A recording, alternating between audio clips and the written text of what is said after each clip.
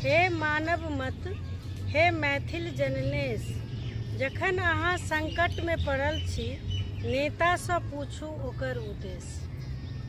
किया बने मंत्री चाहैया, किया बने मंत्री चाहैया, मिथिला मिथिला आई करैया।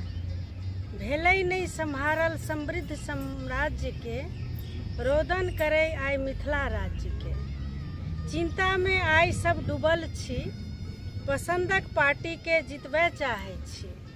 के करत सबहक मन पूर, नहीं जे करब समस्या पुनि दूर। बनी मंत्री ओ हुकुम चलाओत, अपन परिवार के खूब सजाओत।